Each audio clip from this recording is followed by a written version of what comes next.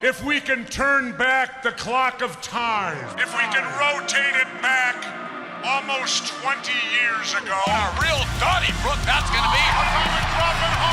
Nicely executed and down to the canvas. Here comes, all hell's going to break loose now.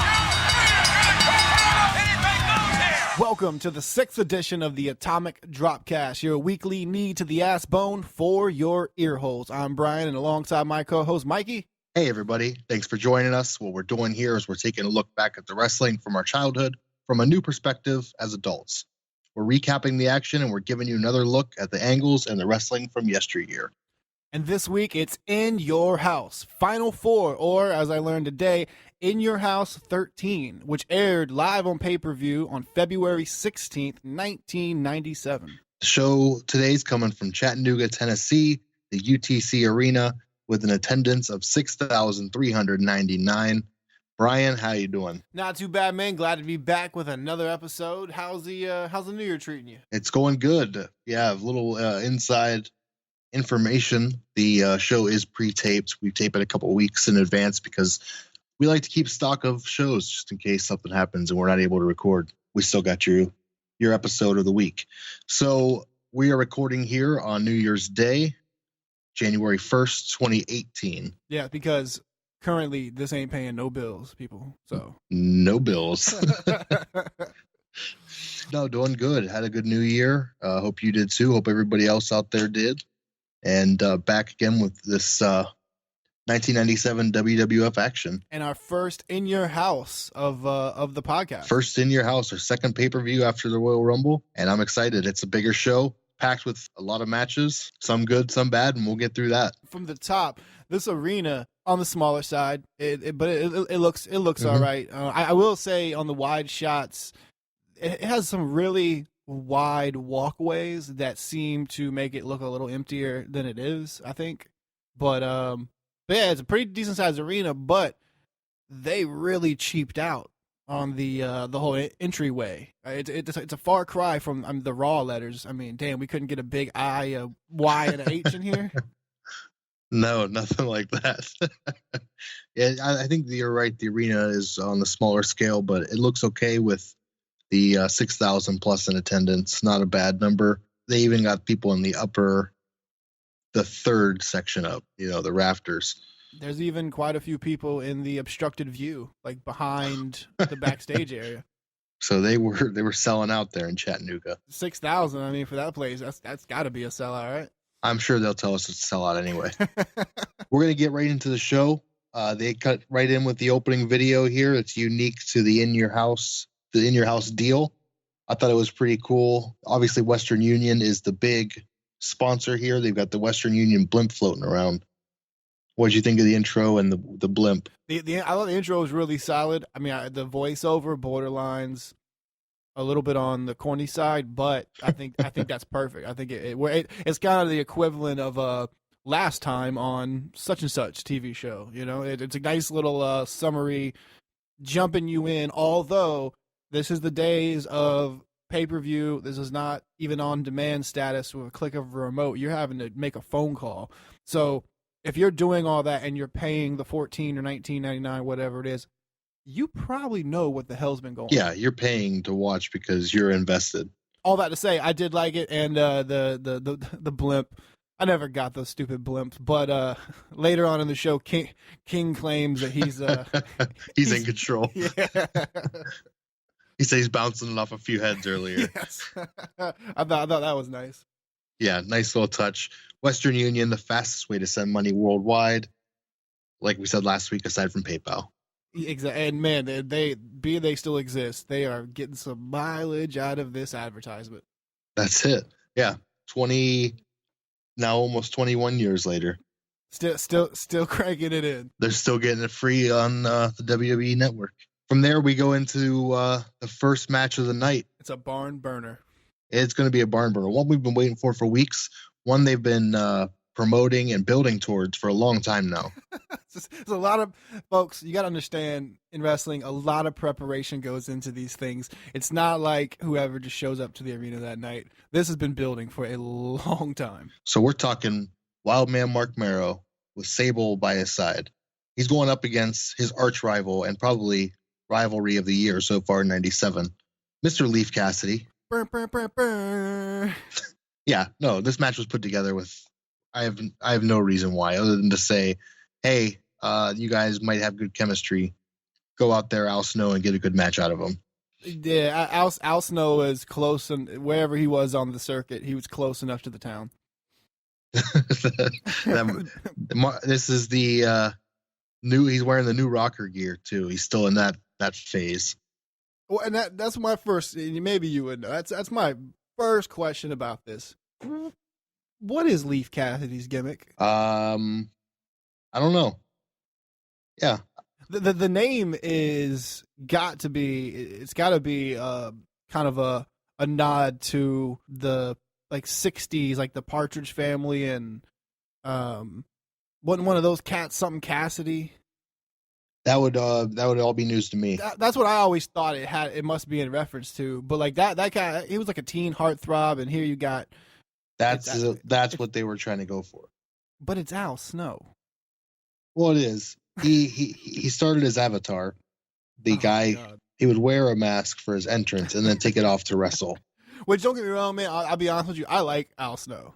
I do too. He's a good wrestler. Yeah, I mean he's completely in this whole era and before completely misused and all that. But I do like Al Snow and the New Rockers. I mean, come on. Anytime you put "new" in the front of the name, it's gonna be a shit show. Yeah, he's just trying to play the Rockers of the '80s with Marty Jannetty as a heel form. Yeah, and I mean, the best thing Jannetty ever did was fly through that window. I mean, it was kind of over after that. That was it. Anyway, as far as the match goes, it's a 1-on-1, and in the end, Sable distracts Leif Cassidy. Mero dives through the second rope to the outside, tosses him back in, and drops him with the wild thing, the shooting star press. Mero wins the 1-on-1 match that had no relevancy. None. What'd you think of the match? I think overall it was all right. There's clearly some missteps and some miscommunication in there, but overall it was okay. But the biggest thing I take from the match, and it's one of those things I didn't realize as a kid. I did know that I did not like Mero, but I didn't realize he is trash. He is really trash. As a kid, you can get by with a gimmick. Hey, yeah. He's a wild man. Ooh, he's crazy. Oh, I don't know what he's going to do next. Wow, that's a really cool move he does as a finisher. And that's all he has. Like, that shooting star press is very impressive, but his look is outdated already for this era. You know, the Johnny B. Bad or Good or whatever the hell he was in WCW. He's still like rocking that kind of that look. And I mean, and Sable for this era, Sable helps. Oh, she helps. She's the only reason he's on a pay-per-view. Exactly. I mean, but it's just like, yeah, he's really fucking bad. Yeah. That dive to the outside was weak as fuck. It was through the second rope. Yeah, it was pretty weak. Right in the beginning of the match, the commentators are doing their thing, introing for the night, and some stagehand almost walks right in front of the camera. Did you see this? I missed that. And Jerry Lawler stares him down with a look of death. Guy walks halfway in front of the camera, then backs up, and Lawler stares him down. It was awesome. This shit would never fly in Memphis. That's it. Early on in this, there's a stare down in the middle of the ring where Leif smacks Mero. Smacks him. The incredible production we got going on here. We're at the widest angle possible. And we don't see it.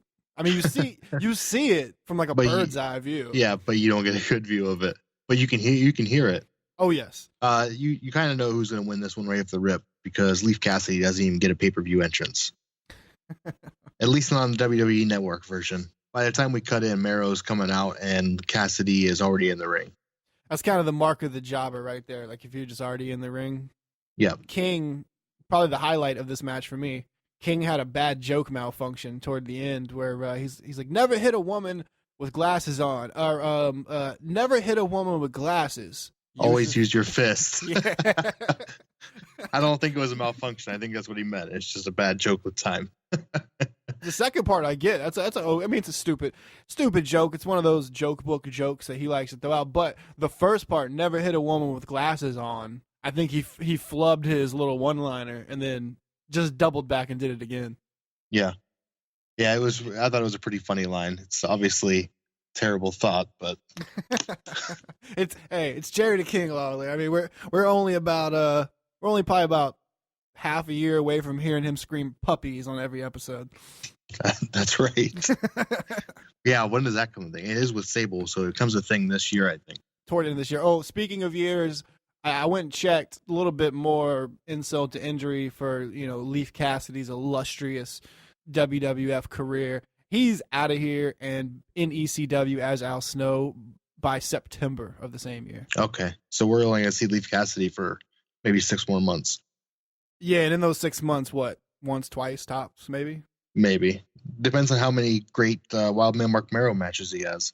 I mean, this is the blood feud of the decade. Well, Sable is so cool that she does wear her sunglasses at night. and King's got some dumb line about that too. Yeah, her future's so bright she has to wear sunglasses. I remember years ago watching some shoot interview or whatever, and someone mentioned that King had said that for commentating or maybe even just for promo purposes or both, that he memorized a joke book. Oh, did he? Wow. That was the story, and the more and more we go through these episodes, I'm believing it, because I mean these are hard body, like back of the toilet paperback joke books. Oh, he's fantastic. He's so quick witted. It's great. If Bobby Heenan is the best, annoying commentator, then Jerry Lawler is number 2. When it comes to annoying and not in a good way, I gotta go with Larry Zbyszko. Oh, I'm talking about in a good way. I couldn't stand him on commentary. Larry Zbyszko is the most boring commentator I've ever heard. Well, what you gotta understand is back at AWA. Yeah. So yeah, not much more I got to say about that match. Mark Merrill wins. They're just trying to put him over here and build him with a win over Leif Cassidy. Yeah, and I mean, we squeezed about as much content out of that match as we possibly could. And let's be honest, I mean, there's not even one atomic drop in this match. No atomic drops. Our atomic drop counter is a 0, and we're on pay-per-view, folks. We got feedback recently that said, listening to this makes me want to go back and watch it with you guys. People, we encourage this. 100%. Please go back, because these jokes are probably pretty stupid if you're not watching what we're watching. and probably if you are watching what we're watching. And they're probably even more dumb, but at least you understand where we're coming from. At least you'll be in on the bit. That's it. So yeah, well, watch for the atomic drops. We're gonna try to. I didn't do a very good job. There is a sweet one coming up. Oh, good. Since we've started the podcast, there's not been that many, oddly enough. But there's a pretty sweet one coming up. I mean, I think it's maneuver of the night. Maneuver of the night. I like that. I think we're gonna I think by the end of this, we're gonna need a lull or a line of the night. Oh, 100%, because there's some fucking gems. Okay, and from there we cut to the Honky Tonk Man. He comes to the ring, his music's on, and they introduce him. Coming to the ring is the Honky Tonk Man. And from there, we cut to a flashback of Shawn on Thursday, Raw Thursday, of him forfeiting the title, which we went over on the last episode, where he hands it over to Vince. They show way too much of this. They show everything but him coming to the ring. They show like the last 5 minutes of it, and it's grueling. From there, they cut to a Sid promo where he's in the back, and he's talking about how time ran out for Shawn Michaels. My time is coming. The time is running out for whoever's going to win the Final Four. I'm going to be the champion again. Time is Sid's trigger word. It's time. Wait, no, that's the wrong guy. If this was 2017 rather than 1997, Sid would need a safe place because someone said the word time. A little peek behind the curtain. I was kind of hurrying to watch this episode because the first time I fell asleep, but Right before we went live on the recording, I was finishing this up, and still, I took the time. I watched that promo 3 times. The Sid promo. I don't know. Yeah, the Sid promo. I don't know what he's talking about. I don't know what you were thinking. I thought somewhere in there there'd be a little bit of sense made of it. But here's the beauty, though. Something came out of that third watch. When he gets to the very end, I think he has a little bit of a flashback to his WCW days, and he gets his Shockmaster voice on pretty heavy. Oh, Sid's not Shockmaster. Well, I know, but he was there in that. Oh, absolutely. That time period. But when he goes, Shawn Michaels, your time is over. What are you gonna do? Sounds like the bad guy from Inspector Gadget. It sounds like the Black Scorpion from the Clash of Yes, the Champions. Ric Flair. he really hits it hard on the word master, and when he says, "I am the master and the ruler of world." Of world. not of the worlds, not of the world, just of world. I made a running joke throughout the show, and just on a side note here, in real life recently, I am a big fan of a small independent promotion here in Ohio where I live, and Sid was booked on December 29th to be a guest star and do signing and do everything, and Sid missed his flight to do this guest appearance, and he blamed Donald Trump's travel ban, saying that he had a speeding ticket and they barred him from getting on the plane without a passport, in a plane that was going from somewhere in America to somewhere else in America. A domestic flight. A domestic flight, they're saying he needed a passport for, and all of this is not true. So anyway, if you do a little quick Google search of that, Sid Mrs. AIW show, it's a nice little read, and you can catch the clip of the actual call where Sid cancels. Ooh. It's on YouTube. It's on their podcast. So shout out to those guys, and shout out to Sid for recently missing a flight, quote unquote, because I will be making that joke a lot. Well, my new running joke, I decided I'm going to start referring to Psycho Sid as Syntax Sid. Syntax Sid. Because he has no fucking syntax in his speech. He does not know how to form sentences or the correct way to use words. There you go. That's awesome. You got half the brain I do. Isn't that his line? Kevin Nash, you got half the brain I do. Or the other way around, I have half the brain you do. I have something. You have twice the brain I've got. I don't know. I don't remember how it goes. Sid's so fucking retarded, we can't even say his shit right. We can't catch up with it. So here's the next thing. After we come back from the Sid promo, Honky Tonk Man's gone. Gone. Vanished. He comes out, music, he's introed. Howard Finkel is there to announce him. And then he's just gone. He's not on commentary. He's not a referee in the match. He's not ringside. He's just gone.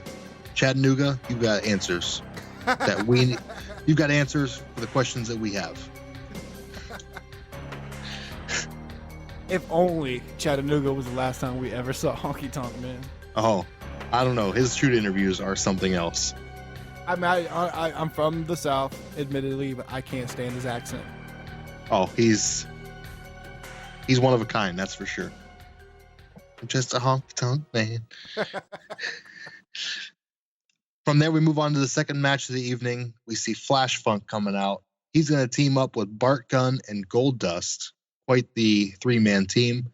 To go against the Nation of Domination, Crush, Farouk, and Savio Vega. Accompanied by everyone else. Everybody. There is an entourage of 10 people. 10 people includes the team, of course, but that is quite ridiculous. But one man stands above them all. Can you guess who it is, Brian? D'Lo Brown. D'Lo Brown. With a brand new haircut. Oh, he's sporting it's a little shorter. I wondered if maybe he was accused, because Rocky is now a champion, he's been lifted to some prominence. I was wondering maybe if D'Lo got accused of like gimmick infringement for maybe the tall bad hair, stealing the pineapple cut. And speaking of possible Lawler lines of the night, he compares Rocky to Kid and Play. Does he? I did. Yes. I missed that one. And then challenges Ross on it, like, you don't know who that is, do you? I don't. Oh yeah. I do remember that because he's like, oh, I don't think that's important right now, King. Yeah. Oh, that's awesome. Flash Funk comes out with his 2 Funkettes.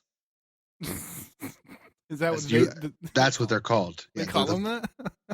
I don't know if they refer to them at it, but that's what they're supposed to be, as Funkettes. Funkettes. And those boots are back. Oh man, and they're made for funkin'. They're made for funkin'. He's got a hell of an entrance. Bart Gunn comes out and takes 2 seconds, like basically runs to the ring, and he's in. Next we see Goldust come out and obviously his long dramatic entrance. For where it is on the card, probably shouldn't have done that, but I think it's a good entrance. Yeah, it's not bad.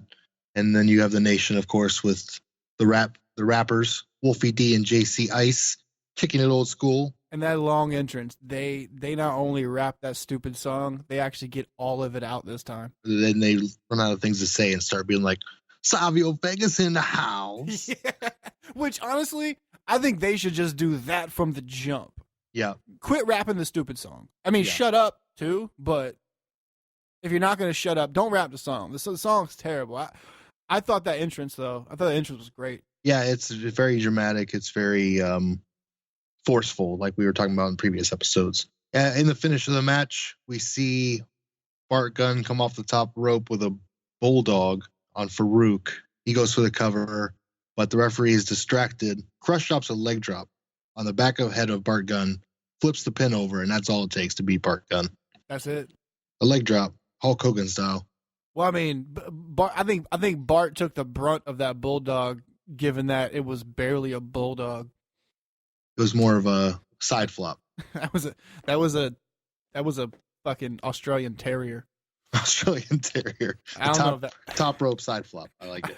I don't know if that's a dog, but whatever. Yeah, that shit was ugly. That was really bad. Farouk gets the pin over Bart Gunn. Nation wins, but they're beating a team with no experience teaming up. What'd you think of the match? Man, I think it had all the possibilities to be pretty solid, to be good. It started off pretty good, but it was certainly the Flash Funk show. Yeah, it was like, hey, how much of Flash Funk shit can we get in? And then, but toward the end there, yeah, it just kind of fell apart. Like that sloppy bulldog wasn't the first, beginning of the shit show. But there was some fun stuff in here though. Like, I mean, and mainly all from Farouk. He was barking around. He definitely had a lot to say during the match. Oh man, that voice carries, man. Yes, it does. he calls Funk a Southern black redneck. Yes, he does. I was like, what? What is that? Like, huh? What does that have to do with anything? You clearly you want to call him an Uncle Tom, but yeah. You didn't. Like, has the kibosh been put on that term since the Ahmed deal? It must be. He wants to call every other black guy Uncle Tom. To me, honestly, for how that gimmick is set up, that's what he should be doing. Yeah. But it seems like they like we talked about before, it seems like they're kind of pussyfooting around, the black militant thing, although that's the gimmick. Yeah, absolutely. Overall, it came in as a filler match to me. Oh, 100%, except for, I will say, I think they did an okay job in the beginning, because I was like, why would these three team? And they show some clips, and I'm like, oh, that's right. I just saw that shit. Okay, this kind of makes sense now. Yeah, each of these guys had a singles match in like the last 3 or 4 weeks, so that's kind of how it makes sense because the Nation cheats a lot. But there was no unity, world building, or nothing to bring these guys together to say, hey, let's team up and get them. And this era, we've already noticed. I mean, there's been more backstage stuff since we started, but we've noticed. I mean, the majority of everything happens right there in the ring. There's not a whole lot of, people aren't bumping shoulders and starting feuds backstage in a quick clip. Right? Not at all. There's not a lot of backstage interaction. From there, we cut to a promo with Doc Hendricks. He's sitting with Stone Cold Steve Austin, getting ready to talk about the match ahead, the Final Four match at the main event. The mic isn't working here in the beginning. When we finally cut in, we get, so you don't have any other agenda, Stone Cold. And basically Austin calls him a jackass, says he's going to win, and you can count on it. You piece of trash. You piece of trash. There was just jump back a little bit since it kind of fits with it. But there was a little bit of weird mic stuff going on with Farouk in the beginning of that 6-man as well. The Wolfie D, or one of those idiots, says that the leader is going to speak, and then they ring the bell. He gets a mic. The next thing I know, he's got another mic. Neither of them work, and then he gets attacked. So I don't know if that was, since we have some actual mic technical difficulties in the following promo, I don't know if that was just a really weird way to start the match. I think it was a cool way to start the match. I think it was planned. I didn't see the second mic. I just saw one, and I saw Farouk go to grab it and go to talk, and Goldust just jumped him. It may have just been the one, because I was, one of the PG-13 guys is actually holding the mic up for him, and then I look down, I look back up, and then PG-13's gone. Farouk's got the mic himself. It'd have been a great way to start the match with that entrance, but I think they just waited too long to pull the trigger. Yeah, it could very well be. Overall, like we said, came off kind of flat. But to me, this was the tale of two halves, this entire show. And me and Brian were talking about this before the show started, kind of off script. And this is kind of the turning point here, I think. As we go into the rest of the show, it kind of heats up a lot. Oh, it this next up, it really heats up. Well, next up we get the Intercontinental title match. Isn't that right? Yep, correct. Yeah, Intercontinental title match. We got Rocky Maivia defending his recently won title against Hunter Hearst Helmsley, the man he won it from.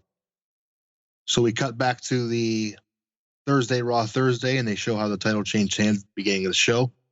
I noticed right off the rip that they announced Rock from the South Pacific. So they're really playing up the Samoan heritage there. End of the match, we see Goldust come out to the ring, but he doesn't get in. Triple H is distracted. Rocky hooks him from behind and with a back-bridging suplex and gets a 3 count.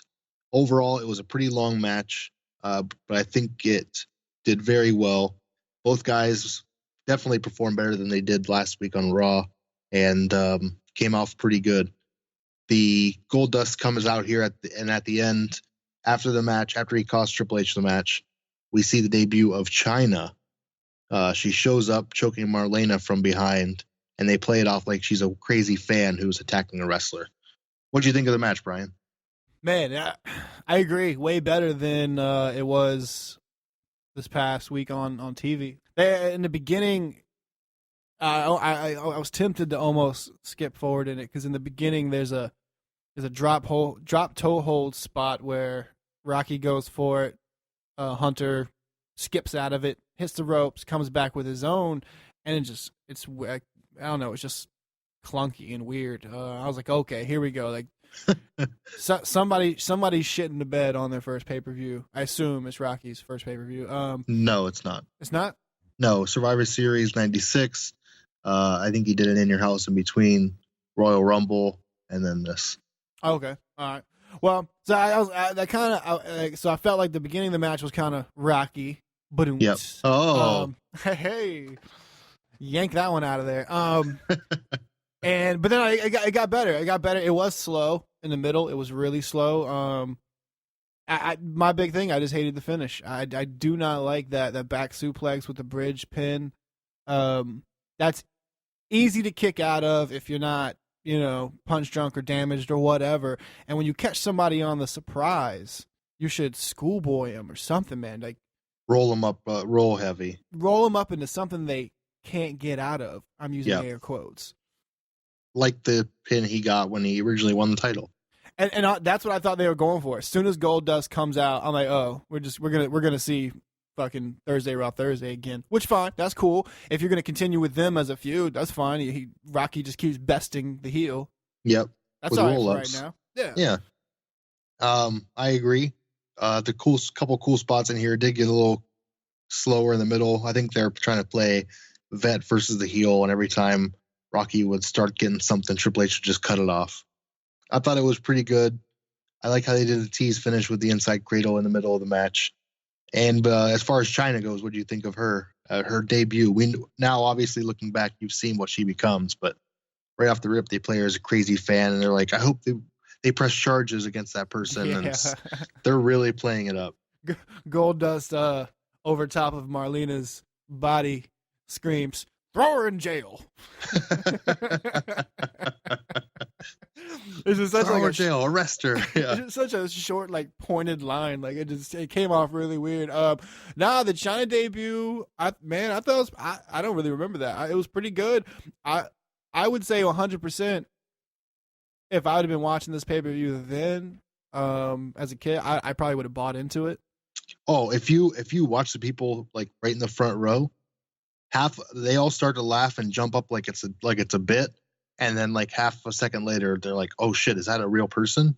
Because the police roll up and the police are pulling her off. It's not just security.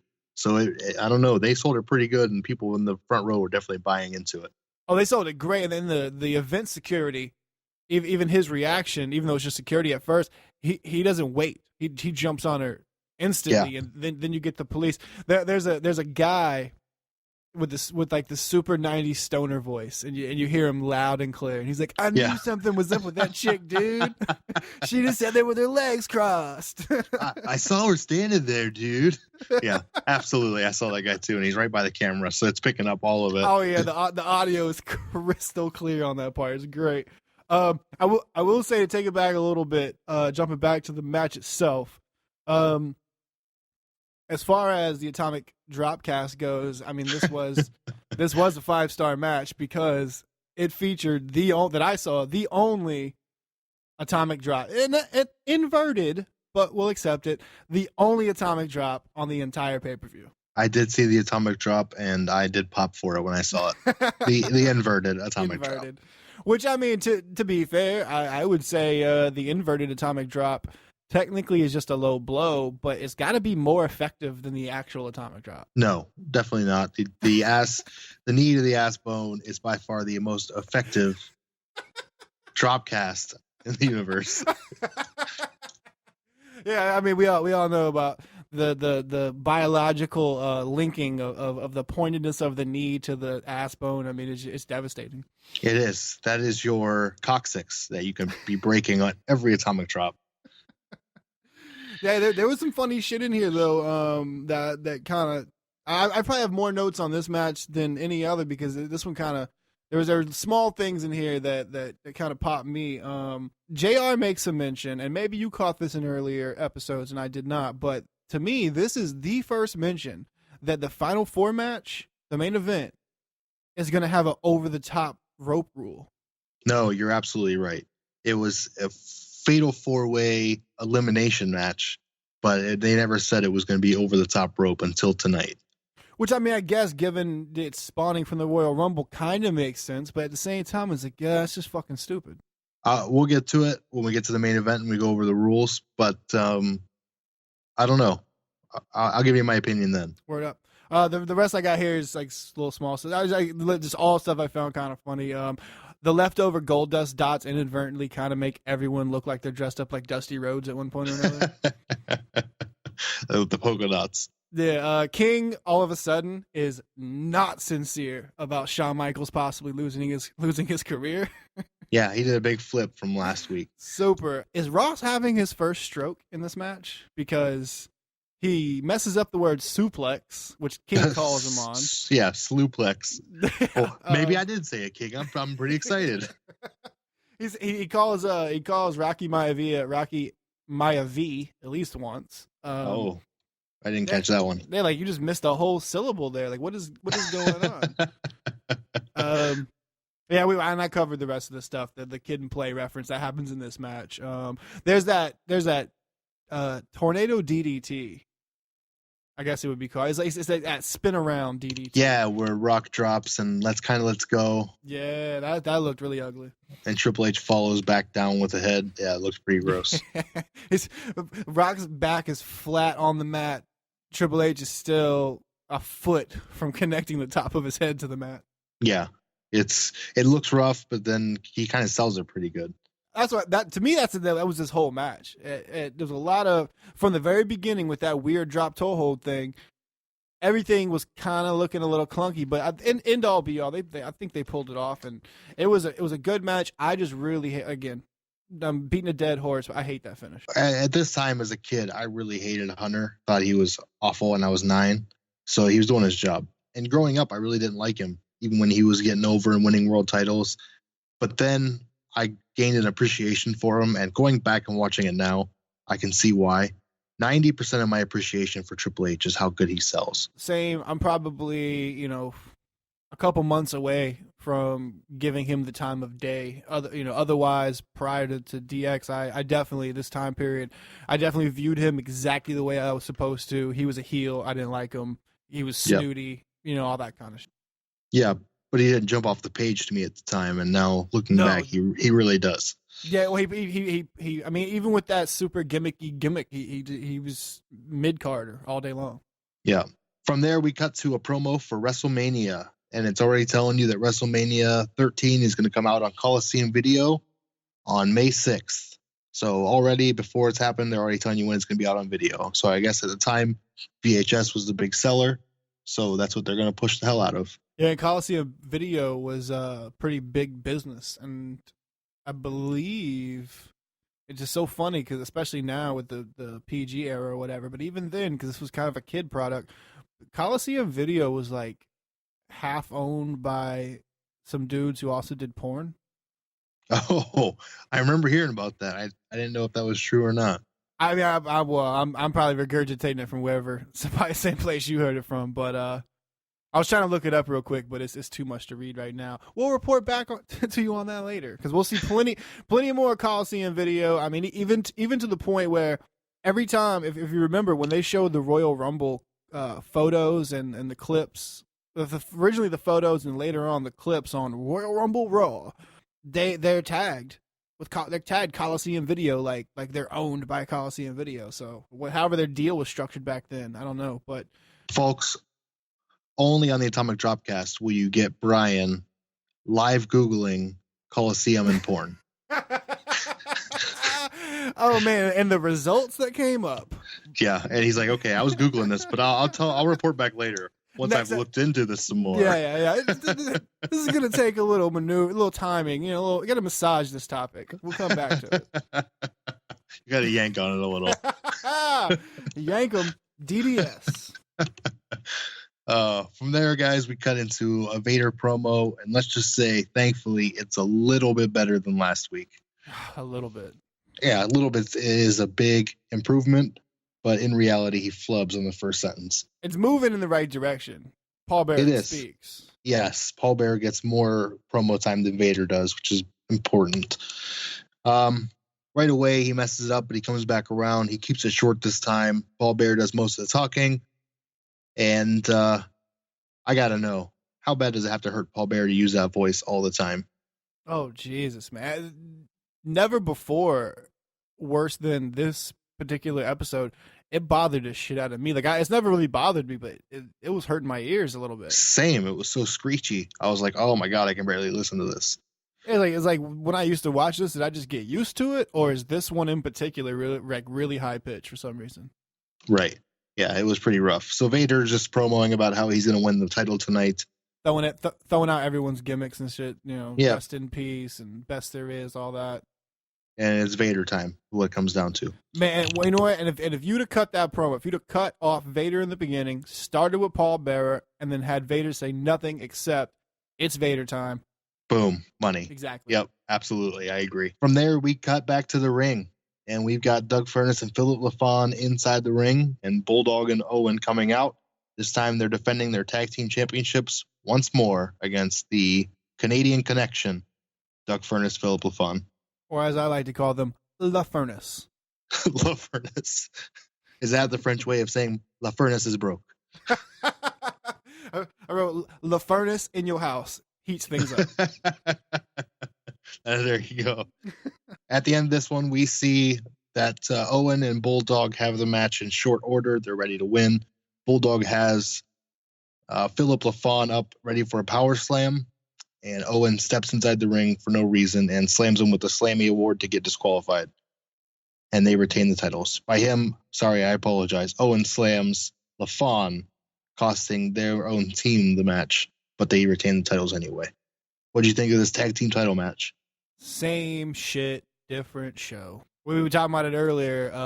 It's literally like we're watching these two tag teams work the towns, except on TV, and we see it all. It's the same fucking thing. I mean, we're one fake knee injury away from exactly what's happened the past 2 weeks. I just don't get it. I think the match was pretty good, although I think LaFon looks really sluggish here at times. But I agree. Solid match. But just that finish, man, like, I don't understand why we're still beating this particular dead horse and not ever going anywhere with it.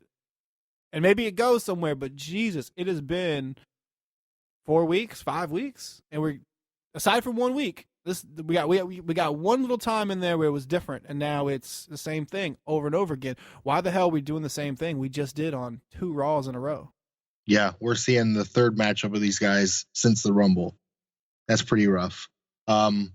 I will say that this match was better than the previous two. I think they're finally getting their footing together. But that being said, I don't want to see it again. No, I mean, I can't see how we won't. But yeah, Owen Hart is on his fucking game tonight on this one. He's money. He's smooth. All his moves look good. He's funny. Everything is working.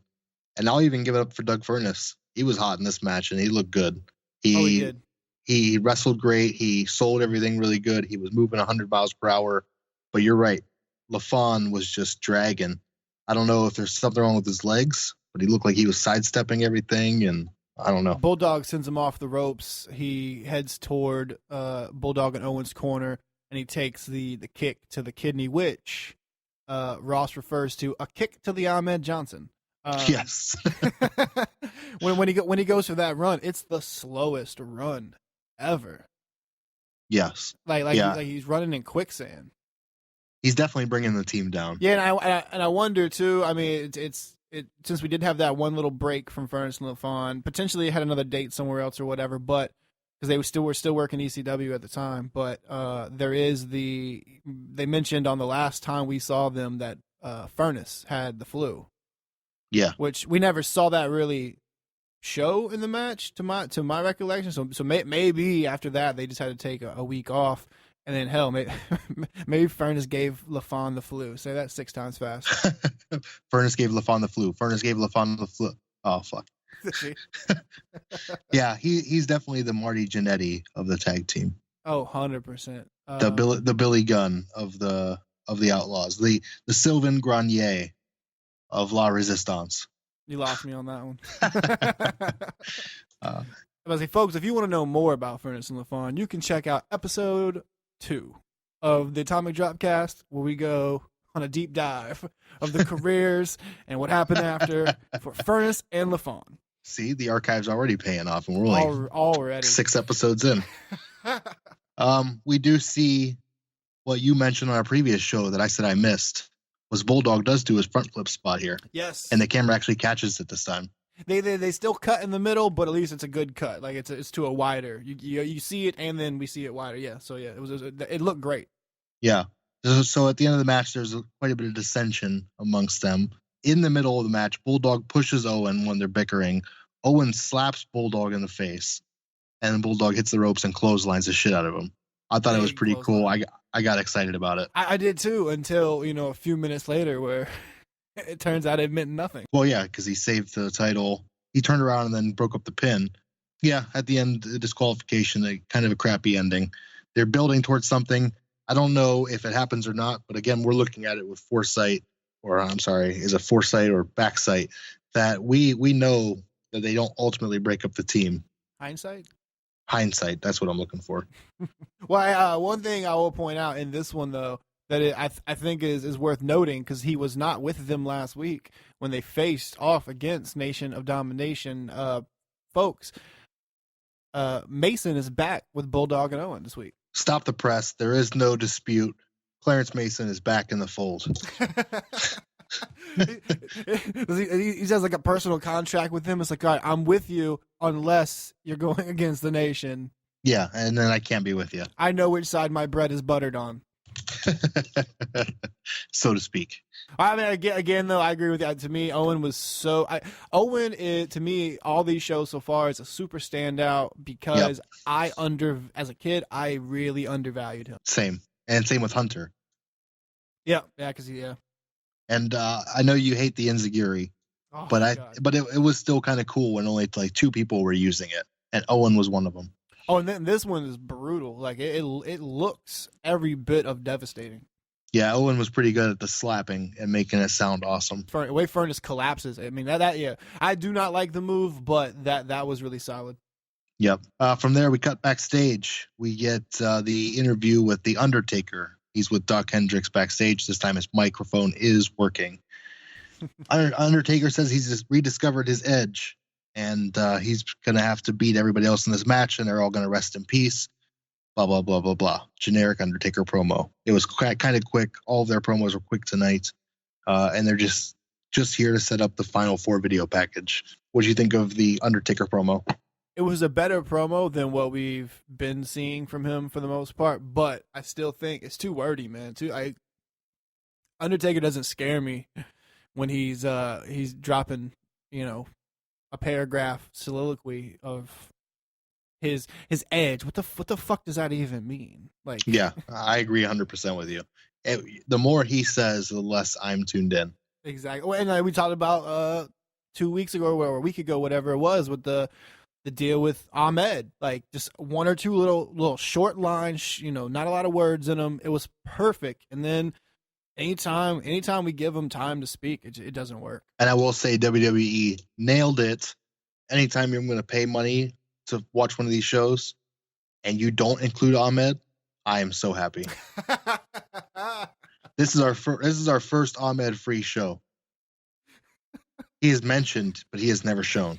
He is mentioned and referred to as a kidney a kidney attack. But it's our first Ahmed free show. I'm excited. Everyone at home is excited. It's good googly moogly. It's okay. I guess he got back on his Prozac. Yeah, that must be the case. He's at home and back in Mississippi on a Prozac. Just sitting there rubbing his earlobe. Woosah. Yes. Drinking a sweet tea, enjoying in your house.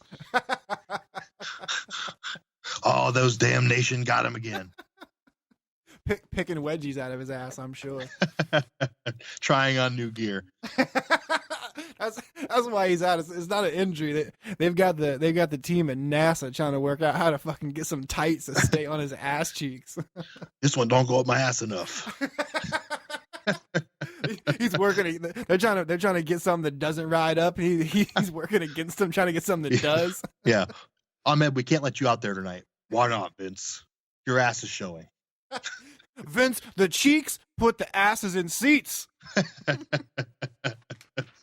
Ahmed's not on the show, and we're still talking about his ass. There's something definitely wrong with us. Oh man, best bit of the show so far. From there, we cut to the main event, guys. It's Final 4 time. We see Vader come out to the ring, and then we're greeted to the rules of the match. I'll go over them shortly. Rule number 1, all 4 men will start in the ring at the same time. Rule number 2, no countouts, no disqualifications. Rule 3, you are eliminated when you are either thrown over the top rope and both feet hit the floor, a la Royal Rumble, or pin, or submission. Winner of the match will be the new WWF champion. That's rule number 4. Clearly, it needed to be a rule.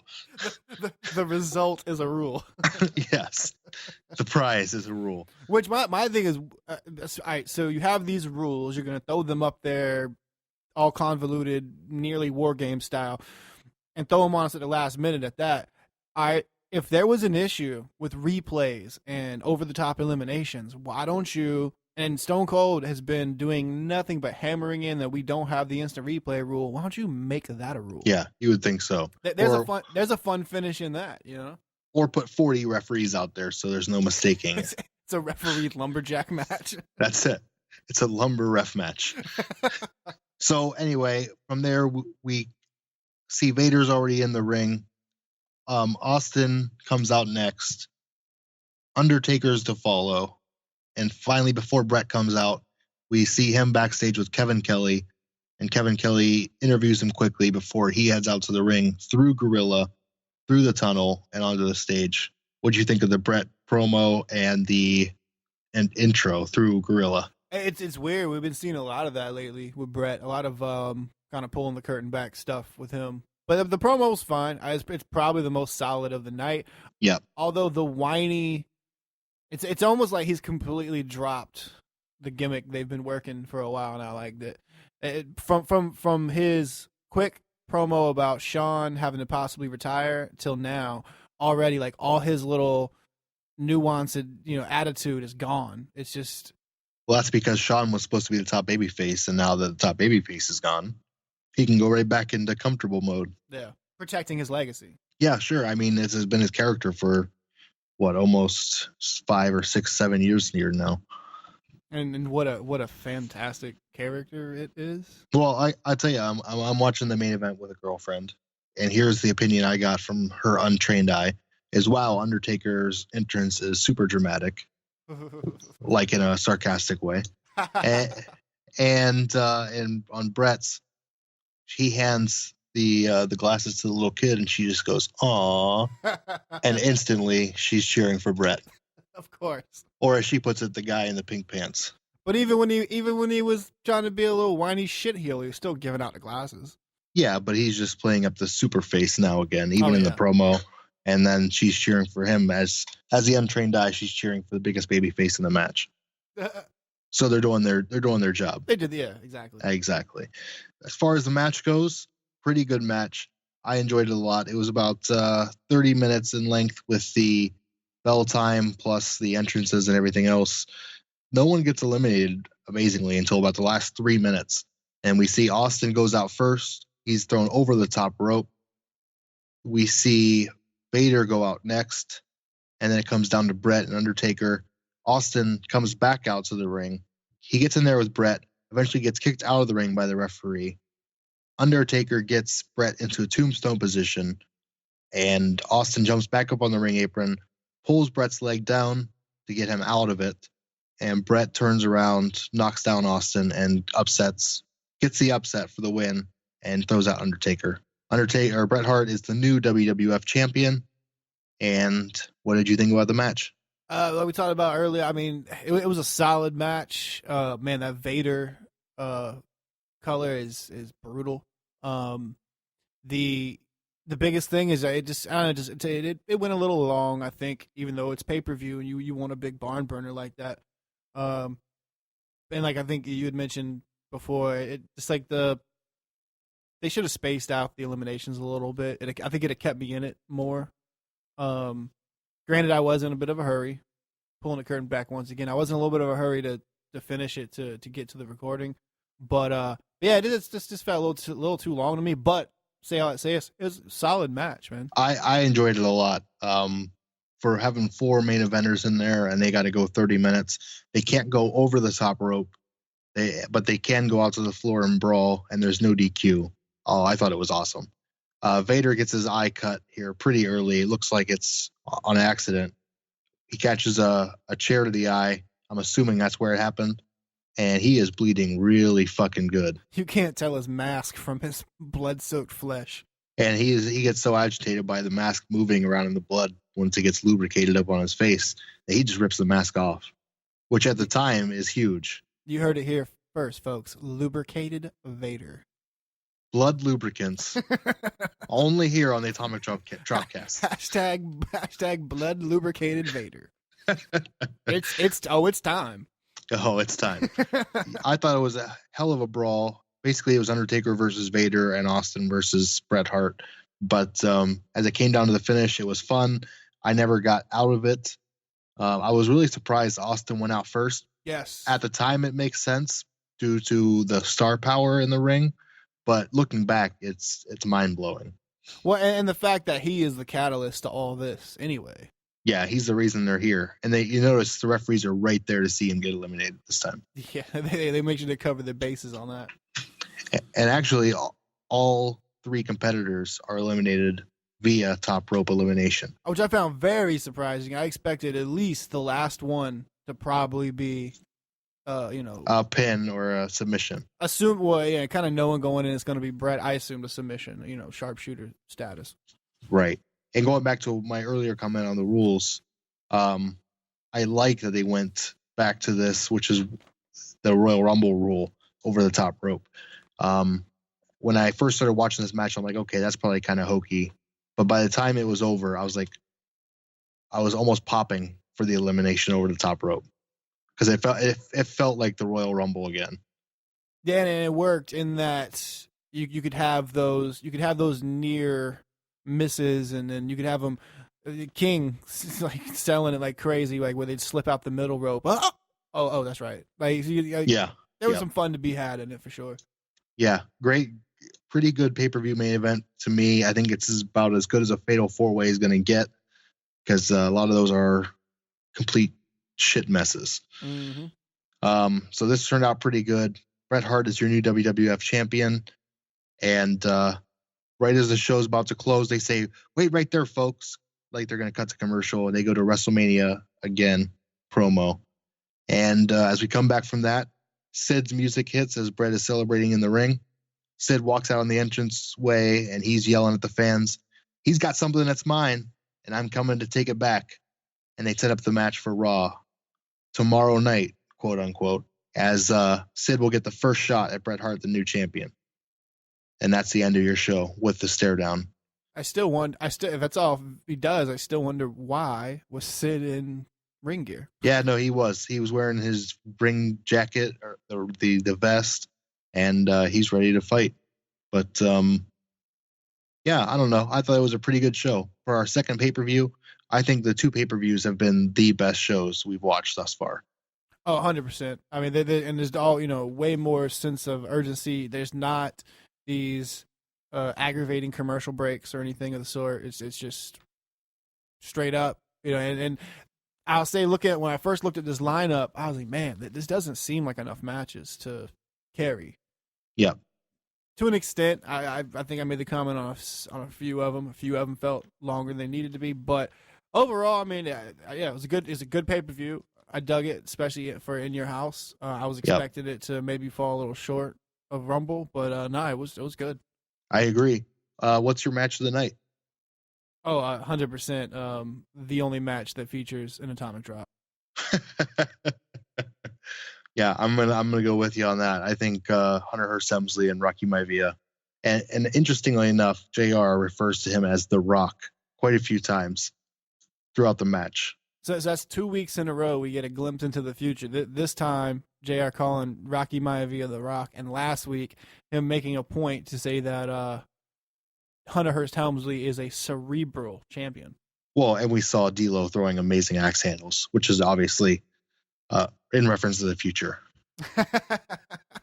I'm assuming practicing axe handles is how he came up with the frog splash. hey, once you got that top half down, man, it's basically just a jump. That's it. I think the biggest question leaving the show is, where the fuck is the Honky Tonk Man? Yeah, as you alluded to earlier, Chattanooga, you got some things to answer. Yeah, we got some questions for you. Honky Tonk Man's out there on a coke binge somewhere.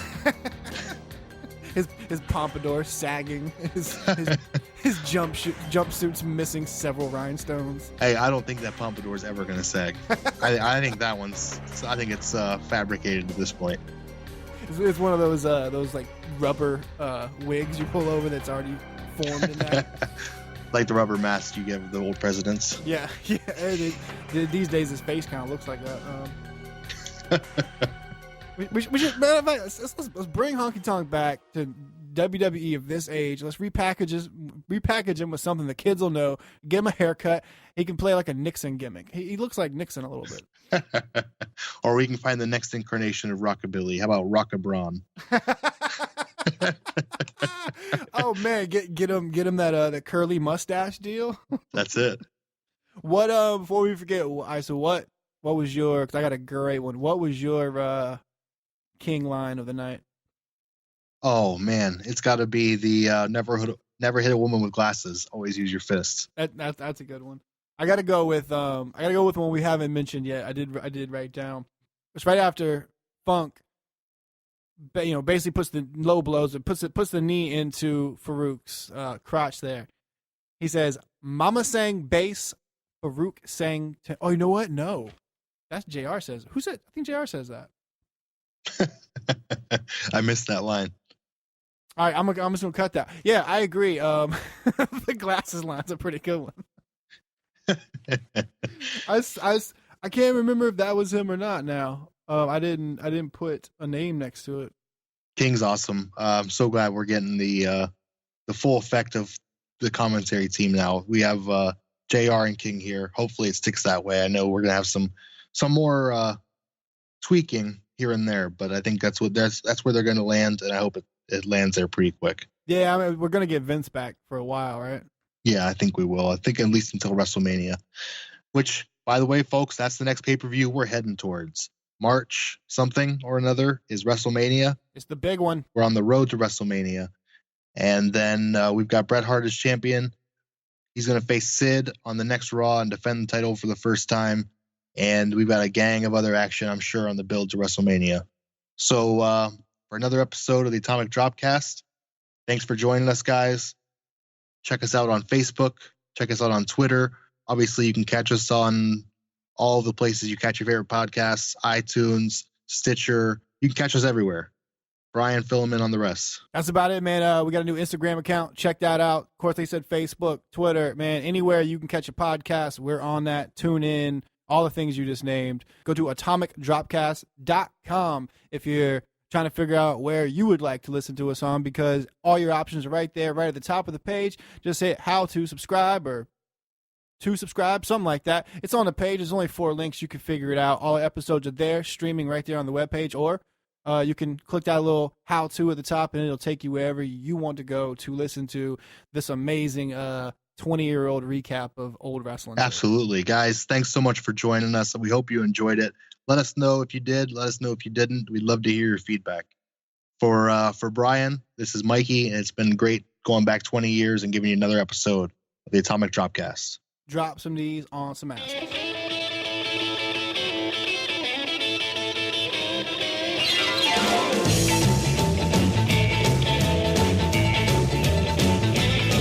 I got long sideburns and my hair slicked back. I'm coming to your town in my pink Cadillac. I'm just a honky-tonk man.